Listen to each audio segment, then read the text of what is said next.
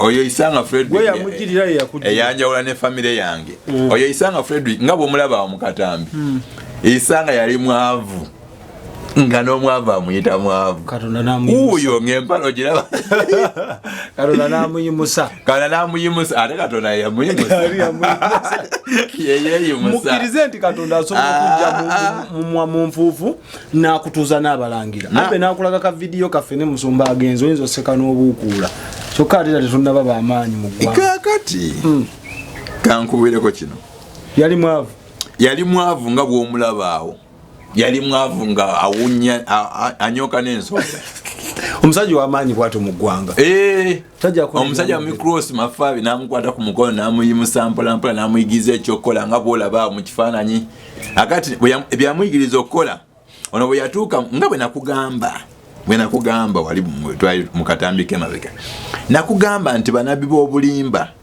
baagala nnyo ka sexy mpale trouser tayenze ayambadde empale omwana wuyo bamugobye mu maka kati omwana talina simu bamugobye Nabbi Dawudi yasindise ekiragiro oyo omwana tayisa bozi kubeera mu maka gammwe mumugobe waka kati ekigendwa kiba kyakutereeza oba kuzaayiza ddala kuba omuteeredde ensi anti kati awo simanyi awo oba okoze eki kuba kati oyo omwana egy'emyaka egyo bw'omugabula eri ensi mazima ng'olimu embala ya Katonda n'ey'obuzadde omwana wuuyo kati n'omwana omuteerenzi myaka 13 bamugobye waka ne bagamba genda opale n'ensi kakyasoma kati bamuggyeko school fees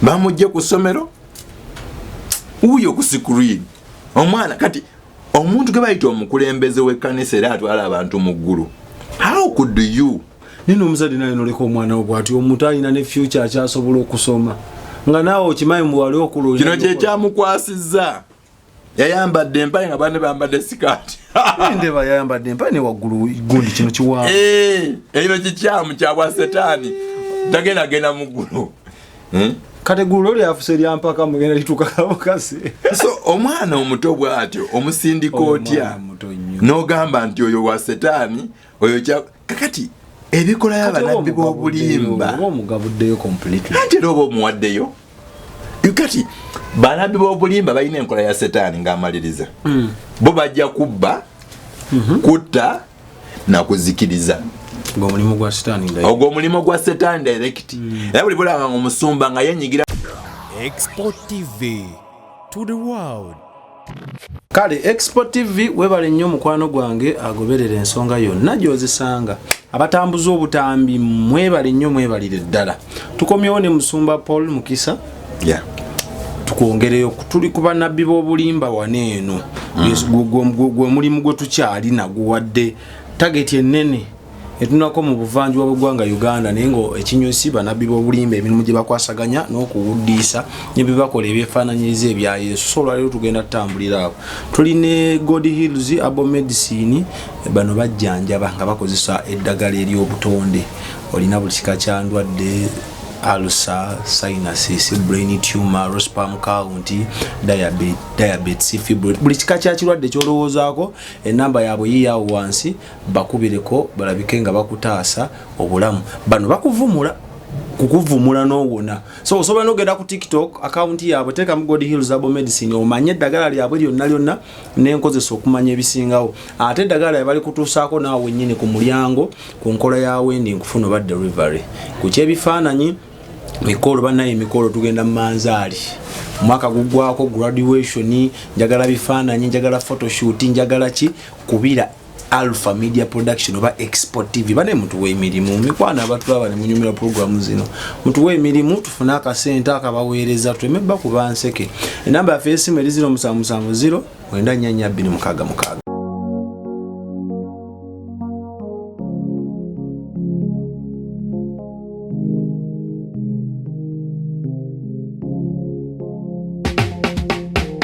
kankwanjulire Cambridge Junior School esangibwa Matugga Kito bano beesowoddeyo okubangula omwana ow'omulembe guno. Omwana agenda okufuluma ng'alina obukugu obulala bungi omuli okukozesa ebyuma bikalimagezi oba kompyuta, okuwuga, okuyimba n'okukuba ebivuga byonna, ate nga ne co-curricular activities tetuzisudde muguluka. Buli nzikiriza y'omwana essibwako essiira, tulina day ne boarding. Buli ekikozesebwa ku ssomero omwana akisangako. Abasomesa baffe batendeke, tusobola okulabirira omwana wo okumala ebbanga lyonna ne bwe guba mwaka mulamba, kusa n'eddekeya eri abannassale. Cambridge Junior School esangibwa Matugga Kito, kilomita emu okuva ku Bombo Road. Okumanya ebisingawo kubira Administrates ku 0773 011412 oba kubira Director ku 0752 52 Cambridge Junior School, a well fun. Sabo nsanyisa okulaba. Wow. Yesu yeebazibwe. Ayewe ekitiibwa Kristo omulamu. Mugyebale gye muntu nsaka engalo. Mbatumiddeko mwena abatulaba. Mwebale nnyo abaweereza comments zammwe. Amanya nze Paul Mukisa okuva ali ekireka. Namba yesimu naize kati nsoka nengisoma gisoma mpenyezi mu nawasemba nengisoma okonyako kuzimu kumbo. Okay, 0703 M3 oba 0773 558926. Now olunaku lwaleero njagala tukwateko ku kintu kye bayita enjiri ya Mukama waffe Yesu n'enjiri y'abannabbi b'obulimba bwe bitambula. Yemu biwulikika ng'ebifaanana kubeera babuulira ku Kristo. Mu nfaanana mu mbuulira bivanga ebifaanagana naye mu bikolwa byawukana. Kikyoyita ebikolwa? Ebikolwa by'ebikolwa byennyini bye yeeyisayo ng'omuntu oba byakubiriza gwe okweyisa. Bye yeeyisayo ng'omuntu ne byakubiriza abantu okweyisa. Abantu tebalina Bayibuli nga mwe bakolera okupimaapima. Natuna ati wano Bible yekyogerako then kankikole. Katutandika nawo n'olunyiriri 22 olunyiriri 18 tuli waludda wano okubikulirwa 22:18. Ntegeeza buli muntu awulira ebigambo by'obunnabbi obw'ekitabo kino nti omuntu yenna bw'ayongerangako ku byo Katonda alyongerako ku ye ebibonyoobonyo ebiwandikiddwa mu kitabo kino. Kati omuntu naye bw'ayongerako ku bigambo ebyandikwa mu Bayibuli oba najjako Mukama agenda ongerako ebibonyoobonyo. Akati Bayibuli egamba bweti mu Timoseewo ekyokubiri negamba bweti Timoseewo ekyokubiri ensula ya 3 ojja kutandika ku lunyiriri ndowooza. Bayibuli egamba bweti nti buli ekyawandiikibwa byonna bitukuvu birina okulungamya kwa Katonda era bigasa olw'okuyigirizanga ebyawandiikibwa byonna.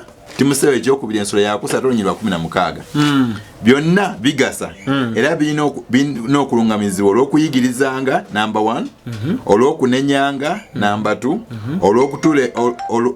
olw'okututereezanga, olw'okubuuliriranga buli mutuukirivu.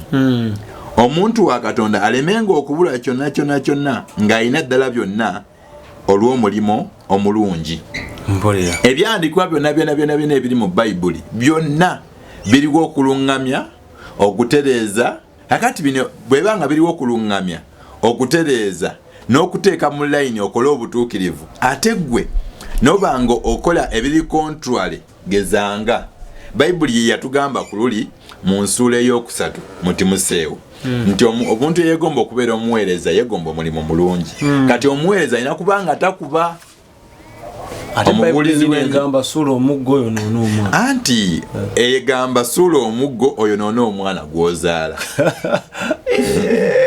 Sendiga gyeza. Omanyi Bayibuli erina ennyiriri ez'abazadde n'ebeera n'ennyiriri ez'abaana n'ebeera n'ennyiriri ez'abasumba n'ebeera n'ennyiriri ez'ekisibo.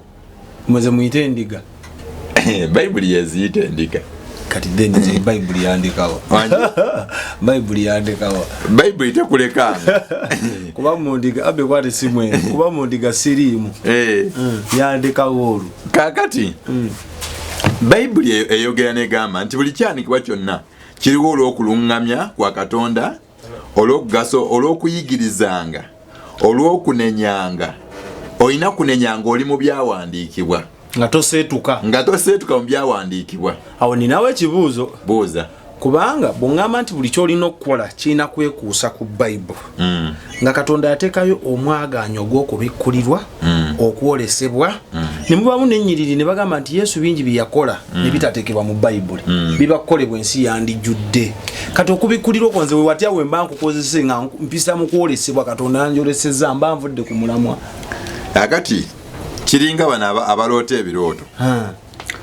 Abaloota ebirooto n'abaloota nga bagenze mu ggulu. Tolina kyogenda kugamba nsi nga tolina lunyiriri lw'osimbye. Katonda yansitudde nantwa. That means gwe tokkirizibwa mu kutwalibwa mu ggulu. Nzikiriza eri abagendayo. Kati nze nafuna accident. Bwe nafuna accident nendaba nga nvudde mu guno omubiri nentwalibwa mu ddungu nga iringanga ddungu naye nga liri ku mabbali g'ennyanja. Era Bayibuli ekulaga amabbali g'ennyanja. Kakati nendaba ekinnya ekinene ekijjudde enzikiza ng'abantu bangi bayiikayo bagendayo. Kyabawo nga wakakafu n'oba ng'oli ku kitanda. Nga ndi ku kitanda ntuuse mu ddwaliro. Mutima ne gusirika. Wasikira nawo. Gwasirika ne baleeta machine ne bagukuba bukubi ne gupiiki mu musaayi. Gwasirika. Ninekaawo naawo. Kakati bwe gwasirika neneesanga ndi wakati ku mabbali g'ennyanja.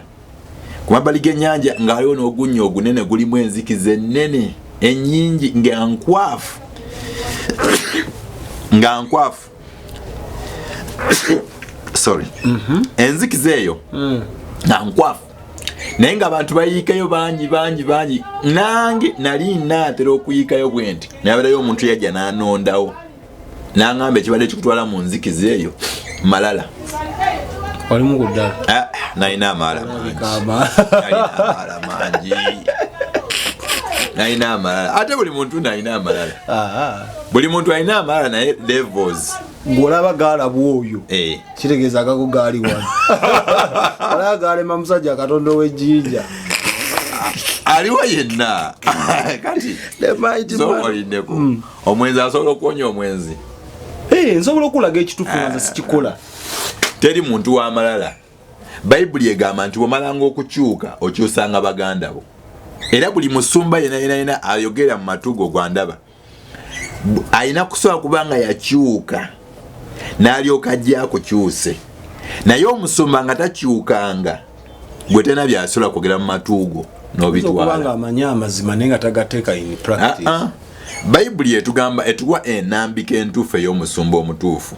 Omusumba omutuufu oyisa positi kubanga namba esooka nga ngwakyuka nga walokoka n'otwala obudde bungi okuwona.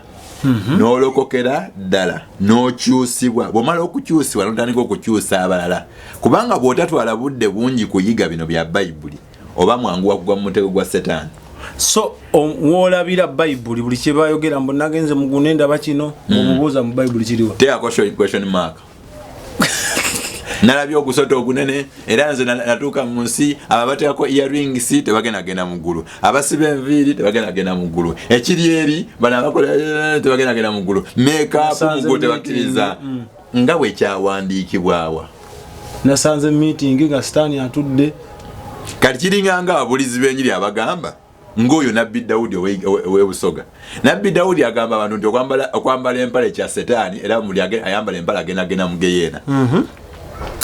Kitegeeza enjiri yo gy'obuulira tegenda kgenda mu Bachina kubanga Abachina okuva mu buto akana kambala mpale akawala. Ati bo boonoonyi baba. Nedda. Naye ebintu by'ennyambala endya n'enneeyisa tebiri kali traditional. Eddamu ebintu simanyi nyambala enneeyisa tebiri traditional biri biblical. Now okwambala oyambala nga toyagala kwesittaza mulala. Nti ffe twambala gomesi bakazi bambala gomesi. N'ebyokulya obirya obutesittaza mulala. Naye osobola okukwata omusota gwo n'ogusala n'ogulya. Osobola okukwata embiziyo n'ogisala n'ogirya. Osobola okukwata akamyuko n'okasala n'okalya.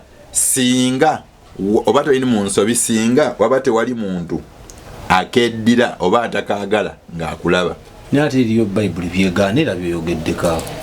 Nga ng'embizi nyini Bible ekigana mubale aha endagaano enkadde Yesu bwe yajja awo wokka awo Yesu bwe yajja n'abirongoosa byonna awo olabira omwembizi lukulwe nze sijirya ne bwogiyeta kuliko obugogo ne bwogiyeta kuliko kabeji mpuliramu nga kuliko ne kamulani mbwewooma nnyo enjokye akati nze simanyi ebyo omanyi newooma wonde layini gyakubye enjokye eyakamulali tudde ku mulamwa akati omuntu ne bw'aba ayambadde sikaati ennyimpi nga mu society mwali bwe batebambala nga tena kwagenda kwesittaza nze nkubuulira ne bw'aba ayambadde empale nga mu society mwali bambala mpale tena kwagenda kwesittaza talina kibi kyabaakoze.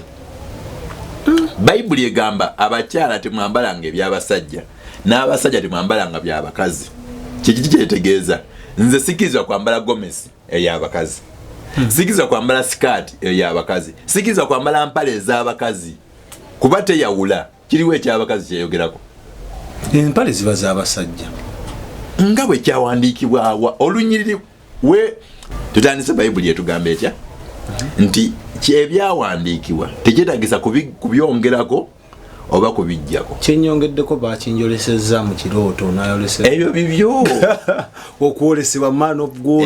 Ate bayira we nja kukitereeza bwe nti eno mu bulokozi oyisa pozi kubanga otambula ng'ebyawandiikibwa ebikugamba, naye ate waliyo ekintu kyogenda okukola nga ekyawandiikibwa kikugaana okikola naye ng'omwoyo omutukuvu akigambye okikole olw'okutaasa obulamu bwo. Gezanga ewaffe eyo twalina omusajja musiraamu yagenda n'alokoka, naye yagenda okulokoka yatusanga tuli mu kisiibo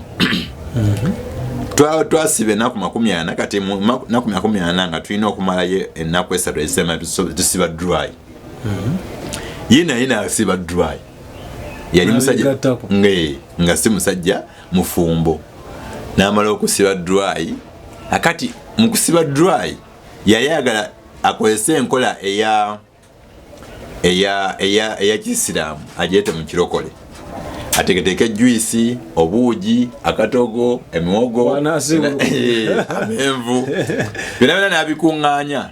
Bwe yasibuluka bwana n'atandika okubirya n'alya nnyo olubuto ne luba nga takyassa. Mu butassaawo ng'awulira afa obulamu bugenda, omuka tegukyalya, muka tegukyaka.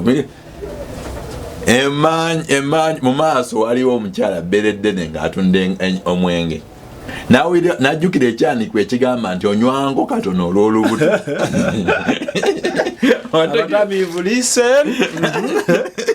Kakati n'akozesa olunyiriri olwo okutaasa obulamu bwe awone. Okitegeera omwe omutukuvu n'amugamba tumya akawalagi. Era n'akatumya, bwe yakatumya n'anywa kawalagi n'asalasala olubuto speed n'addamu n'ateera n'atuwa obujulizi twaseka nga yakozeseza viini, nga yakozeseza mwenge.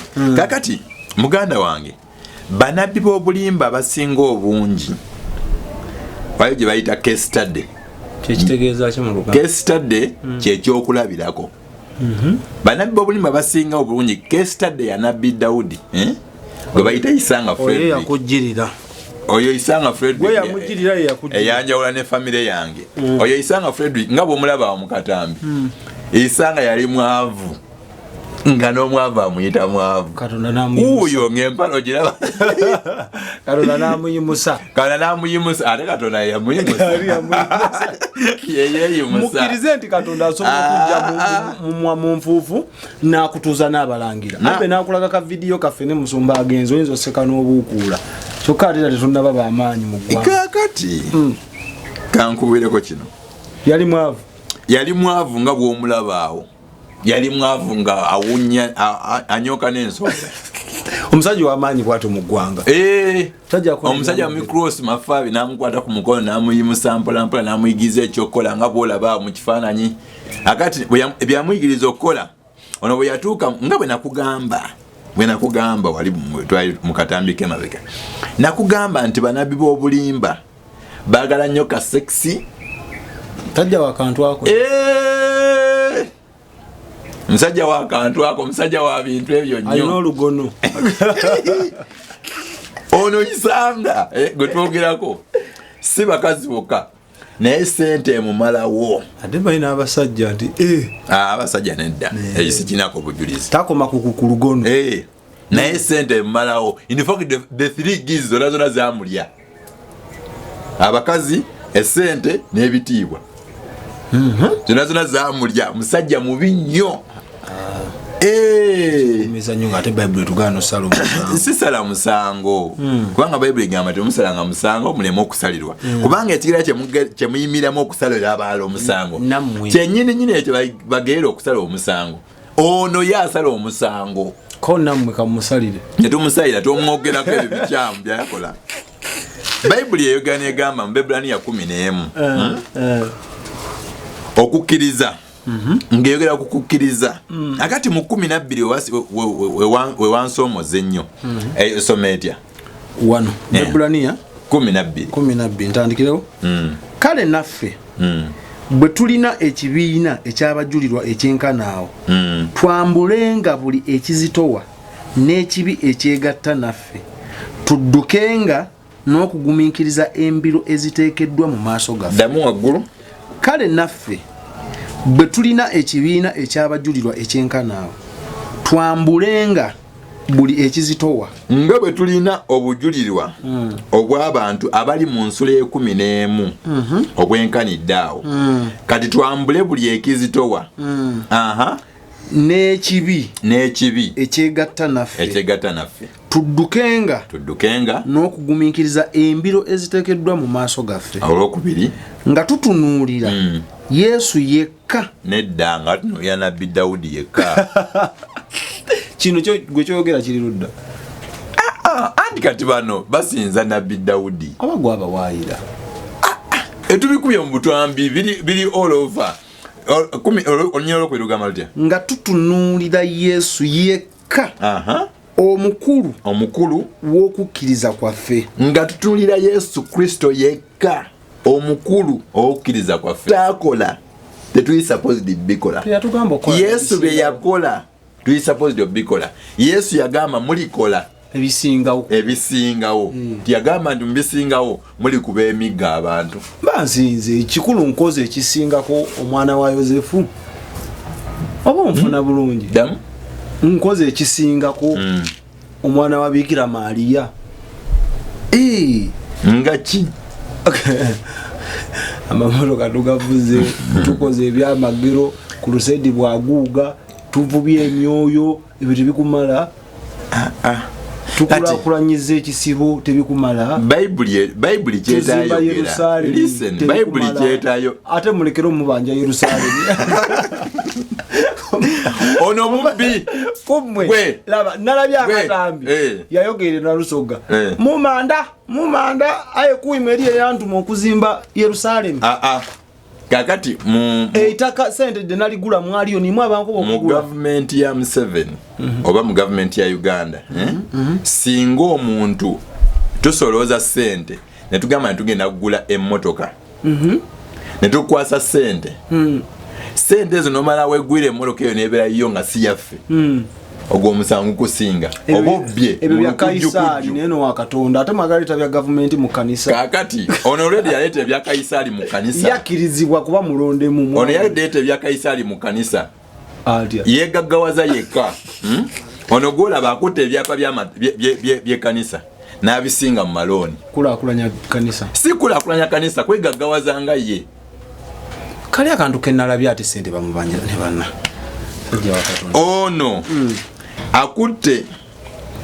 akutte ebyapa bya kanisa n'abiteeka mu gundi mu loans afune sente era ebyo ebyapa byo bimukulaba ku screen byapa bibyo bibiri ebyo ebibiri babitadde mu monitor nga bagamba sebo tukuwadde naku 30 bwesuka 30 tugenda bituna ku nyondo kati nebyo nno kale wewe n'omwami bamuyita Patrick amubanje milioni 7 yesewulaza zakweyamba mugambo musajja mugagga ate sente ye omusajja mwavu nga mumuntu limba anti kati you cannot borrow such a enseno tekutibwa ontegeera munda mu muntu mulimu kye bayita omuwulenge vacuum omuwaatwa empompogoma eyo eri mu buli muntu eyo tekuta ekisobola okufiiringa empuku eyo bakiyita Yesu Kristo yekka ng'okuta ekigambo kye n'okiyingiza munda mu mpuku eyo n'ojjula Kristo. Osobola okusula omululu, osobola okusula obubbi, naye bw'obanga empuku eyo ekyakulina oba omuwaatu ogwo oba omuwulengo nga gukyakulimu bye bino ebijja obeera ne miliyoni 10 nga tezikumala noyongerako nobba akawumbi ogenda okulaba nga akawumbi tekakumala nobba obuwumbi oba mwali temukyawayo kimu kya 10 bulungi nga nagamba kayeewoleko bannange eno kanisa nagivaamu naye bayibuli eyogera negamba bweti kanjogere leka bayibuli eyogere bulungi bayibuli eyogera bweti mu Bebbulaniya njagala gwe kenyini gwe abagyesomera era nze gwokubya si kukubya annange nkwagala nnyo bayibuli eyogera bweti mu Bebbulaniya 11 olunyiri 24 nti nno olw'okukkiriza 23 olw'okukkiriza Musa bwe yazaalibwa abazadde be ne bamukwekera emyezi 3 kubanga baamulaba nga mwana mulungi ne batatya kiragiro kya kabaka. Olw'okukkiriza Musa bwe yakula n'agaana okuyitibwanga omwana wa muwala wa Falaawo ng'asinga okwagala okukolebwanga obubi awamu n'abantu ba Katonda okusinga okubanga n'okwesiima okw'ekibi n'obugagga obugwawo amangu ng'alowooza ekivume kya Kristo okuba obugagga okusinga ebintu by'e Misiri kubanga yali asuubira empeera eyo.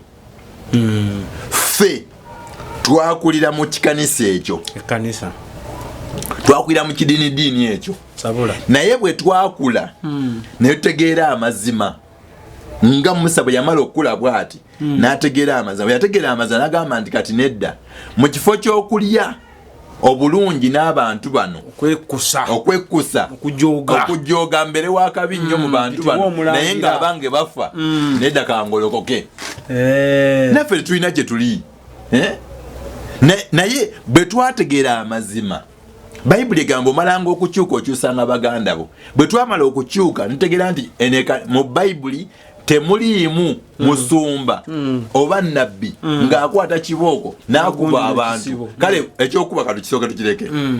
Teri musumba yenna oba nabbi yali atongozeddwayo kye bayita eggaali n'ayituuma ejje n'asindika ejje likuba abantu. Ayina eggaali eri yakuba omukyalo oyo gwola ku screen gwe bayita jasi yamukuba nemumenya pelvic bone omukazi n'avunda ate ono omuyaaye gwolaba nja muyita muyaaye kuba byakola bya kiyaaye. Bw'amala okusindika eggaali nekukuba n'amala akukuba bw'ati akugaana ogenda mu ddwaliro. Anti kati bajja kuleeta bajja kugamba soko gende ku poliisi oleete report police letter lyoka tukujjanjabe.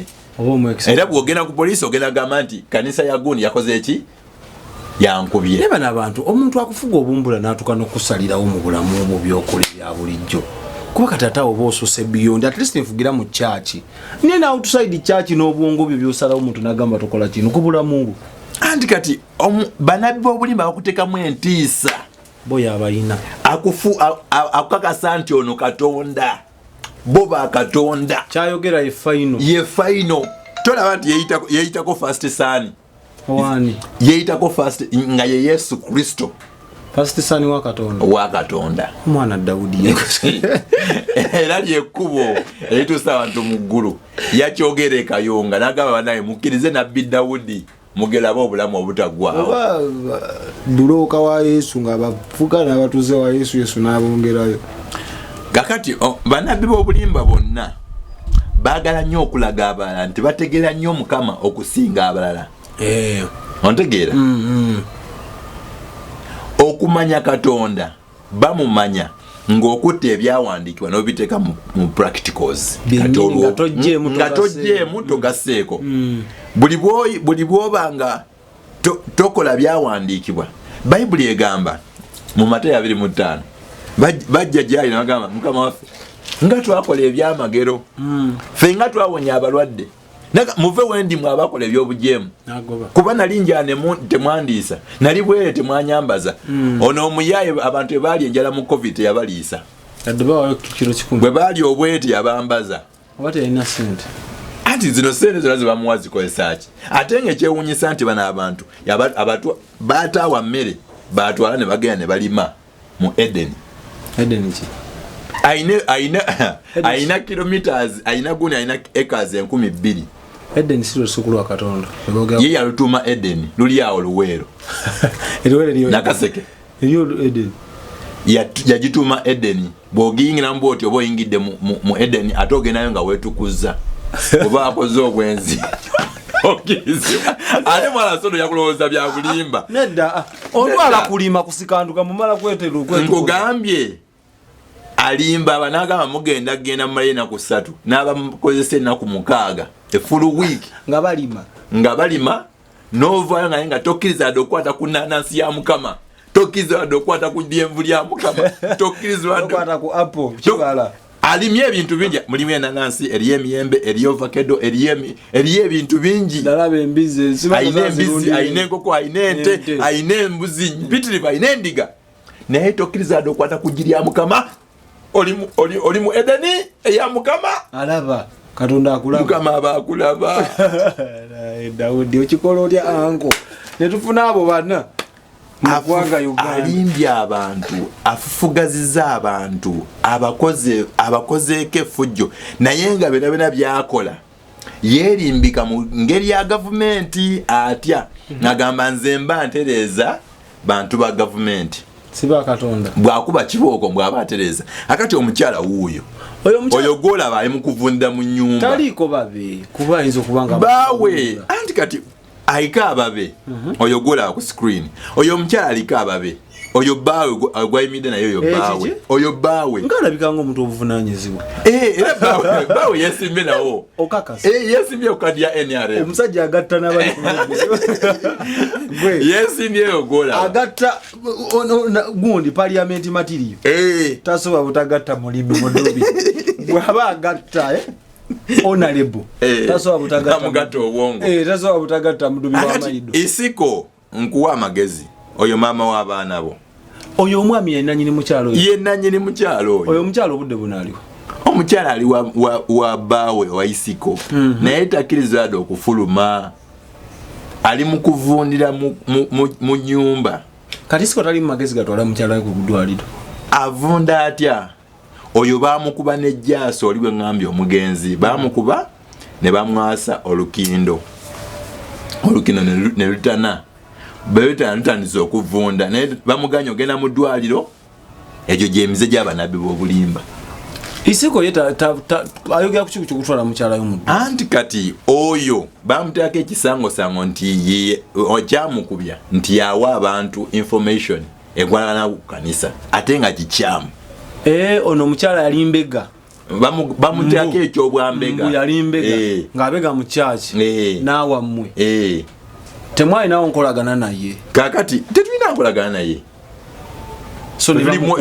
nze nkola mwoyo gwa ggwanga ne bamukuba nga ne bbaawe naye ali awo atunula ne bamukuba ate kati onaakolaki kati abantu 3 bayiise ku mukazi wo gw'omu ogenda bakolaki anti bwe mala mutwala mu ddwaliro natwala mu nju anti kati bw'otwala mu ddwaliro bagenda kusobola kukusaba poliisi leeta kubanga omuntu yakubiddwa ekireza n'omwami ono alina influence ya nabbi omwami ono bw'ogenda mu katambi ojjukira akatambi poliisi y'ejjinja we yajja okuzinda ekitebe ekikulu eky'ejjinja ekya Universal omwami yayogera mu mawulire yoyo isiko n'agamba bannange mukoze kikyamu tetukkiriza muntu yenna kuyingira eno oyo yayogera nti banamwe temukkiriza kuyingira eno oyo isiko wa munda nnyo kati oyo omwami oyo takkirizibwa kujjanjaba mwonoonyi oyiwa setaani omujjanjaba otya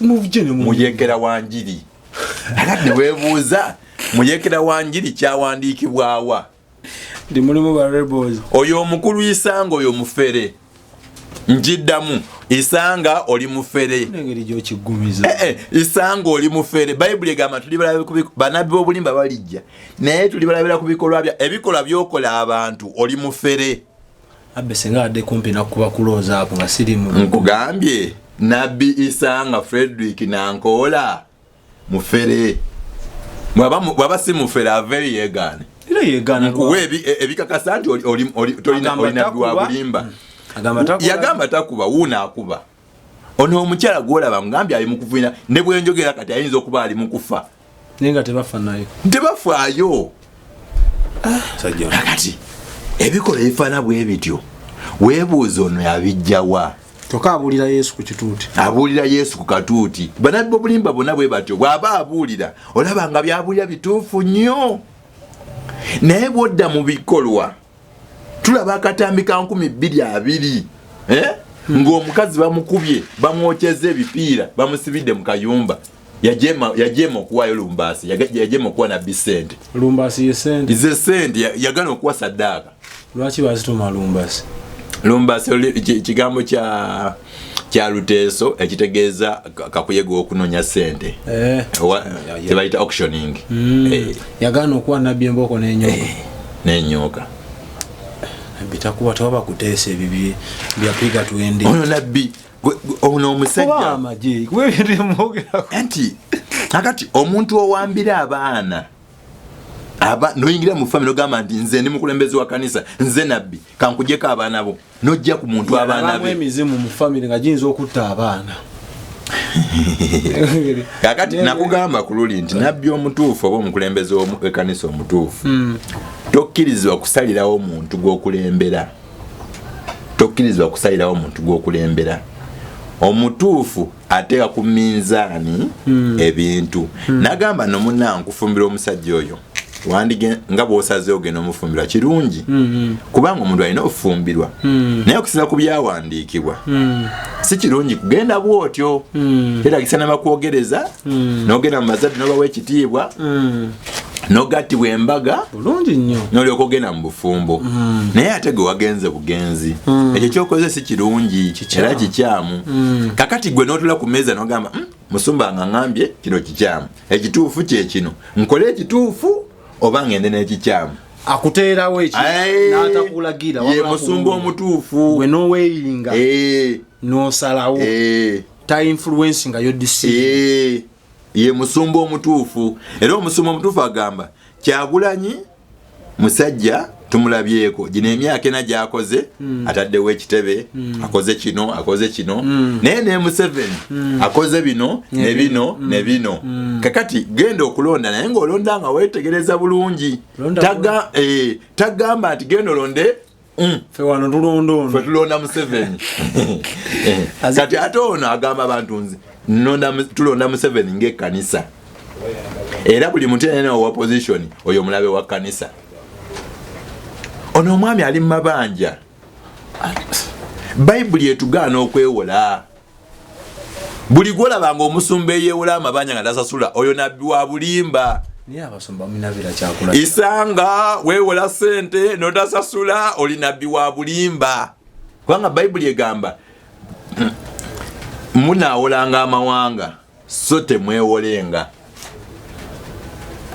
Bayibuli egana egamba nti mu ngero oli suppose kubanga owola amabanja awo gonna omuntu omutuukirivu asasula amabanja ge gonna tolyazaamaanya ono gwe mulaba gwe twogerako alina amabanja omuyaaya alina amabanja mugambye omuyaaya alina amabanja ekiraga nti muyaaye omuyaaye ye muntu akugamba omuyaaye ye muntu akugamba nti flask eno ogiraba womaana wagigula meka 5 wagigula 5 flask eno gye wagula 5 singa omala n'ogitunda nompa sente ezigivaamu ngena kuleta flask y'emitwalo 3 n'atwala sente ayina atakuwa flaska oyo aba mubbi ababbisa lukujjukujju akozesa bwongo ono omwami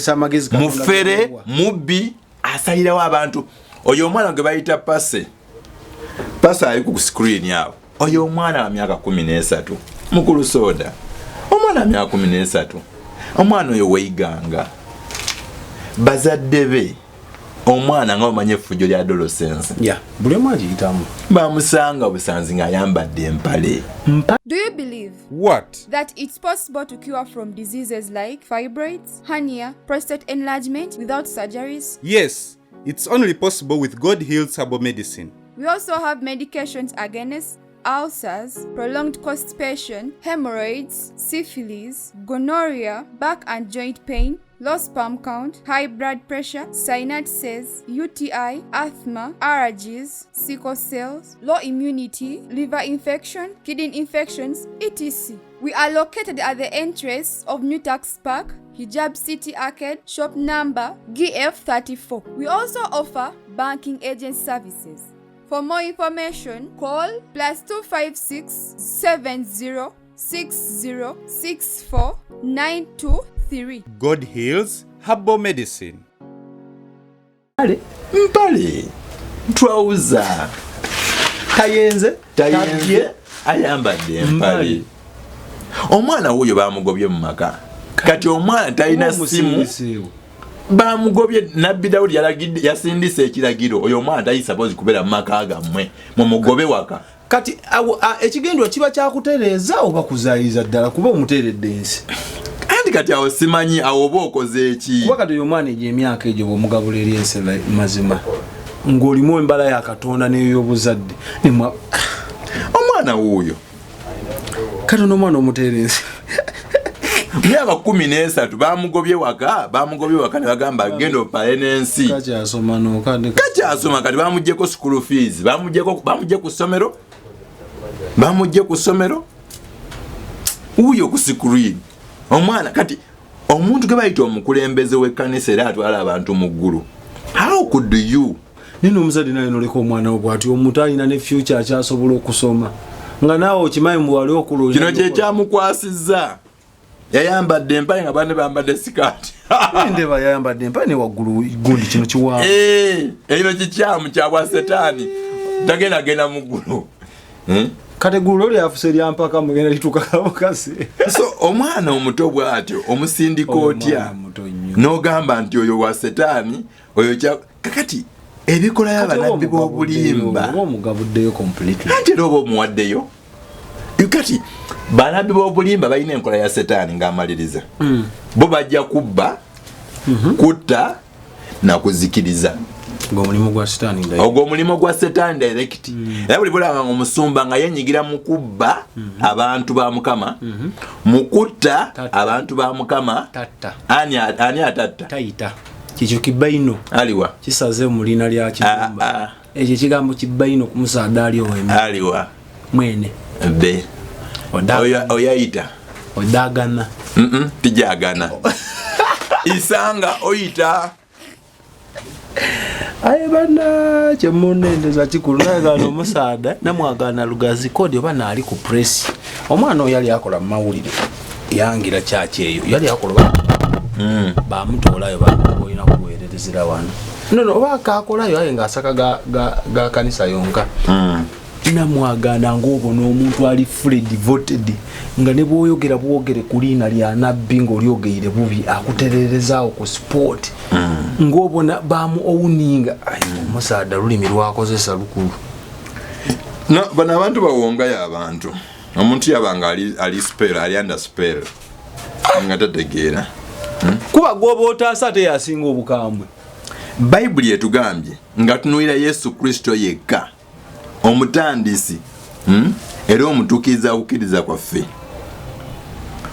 omutuukiriza waakwo olw'essanyu lyateekebwa mu maaso ge eyagumiikiriza omusaalaba ng'anyooma ensonyi n'atula ku mukono ogwa ddyo ogw'entebe ya Katonda kubanga mumulowooze oyo eyagumiikiriza empaka embi ez'enkanaawo ez'abakola ebibi mulemenga okukoowa oba okuddira mu mmeeme zammwe tulowoozenga ono Katonda waffe ono Kristo bye yagumiikiriza tubitambwiremu nga bwe biri naye kati ono omusajja ajja abantu ku Yesu n'abateeka mu layini yaabwe yiye nti ye mwana wa Katonda bakkirize ebigambo bye. Bannabbi b'obulimba bonna bakujja ku Yesu ne bakukakasa nti Yesu ye bo aba overall. Buli muntu yenna ng'agenda mu ttooyi mbale ku kyakubba kutta na kuzikiriza. Ono omwami yatta tobiriimu nze abirimu. Ono omwami gwe mulaba ono azze ngatta abantu si kutta nti abasalake amamiro nti oba bakuba amasasi nedda oba batugumbula nedda, naye awa ebiragiro ebireeta omuntu okufa. Gezanga omuntu omugamba nti oli mulwadde wa sukaali komya okumira eddagala, kkiriza Katonda wange ogenda kuwona. Omuntu we bamakomya okumira eddagala lya sukaali n'amala n'afa, ani abamusse? Andyogedde ebituufu neera sina kyemmanyi. Sebitegedde nati nkubuuziza atakiddamu ekibuuzo bakidde mu comment section. Abanauganda ng'amazima bali batina amazima sajja nyigira ddala nedda. Omuntu akulagira tudde kuzikiriza okufa kiwedde, tudde kuzikiriza bazikiriza okuzikiriza kwe kuno okwono pase. Omuntu agudde mu nsobi omusanze n'akamesezi mu kasimu ng'oli amugambye I love you ng'ogoba waka awo oba oli mu muzikiririza ddala nga kerowooza bwerowooza n'emyaka 13 ogoba otya omuntu. Nawo mikwano gyange mwena abandaba era abantu ala obudde ne mutuwuliriza mbasibuza mbagamba bannabbi b'obulimba bonna abasinga obungi in fact bonna balina enkola zaabwe ez'okugatta ku byawandiikibwa n'okujja ku byawandiikibwa. Akola edit ekyo kikyamu, bakola edit kikyamu ekyo abwa setaani. Omusumba omutuufu ayinza kuwa enjiri entuufu eva mu byawandiikibwa nga tagyongerako tagikookerako tajjaamu. Ntegeera ate ayinza kubanga akola ebintu ng'ebintu ebikolana n'ebyawandiikibwa. Kati ono omukulu ekyokuba abantu simanyi we yakijja, ekyokugoba abaana mu maka gaabwe simanyi we yakijja, okulyaza amaanya simanyi we yakijja. Oyo mubbi nina akatambi nga bamubanja sente za battery oleta butambi bwalo kubya bigo yetu jakaita mu story dako bajirinde story dako bera kuleta akatambi nga mukulu Patrick abanja mukulu Isanga emiliyoni zo 7 ne dola emitwalo 3.5 obanja ote omwana akalonda pa how dare you Masibu tuvewana. Okay, Masibu de amanya ngenze Paulo Mukisa banange mwebale kumpuliza mwena babera mu comment section mbagala nnyo Flower CEO Flower waliwo omulala yawambye obwa CEO bamwito banabirye biki nabirye nonyako nkyali singo bangambye anonya ate luli yagamba nti akwetwalira nze ndi serious okali singo okali kujja bayita ababi ngali emyaka giri kujjako anti kati omukyala yajja mu igulu omukyala yajja mu igulu yandekawo kati okalinda nabya kufunire gwe 070M3 mbagala nnyo onako olungi Shalom. Eno story njagala ogitambuze ne munagirabi teweyagaliza wekka ate nawe bwobwanga oli eyo nagamba either ng'oli victim oba ng'osabire eno platform nzigule jangu oyogere kasabi banga bibyo nga si byaffe. For now enamba ya musomba agisomye anoonya muwulu nenga embeera mugikwasaganye kama kalono mungi abatukubire. Bye bye. Export TV to the world.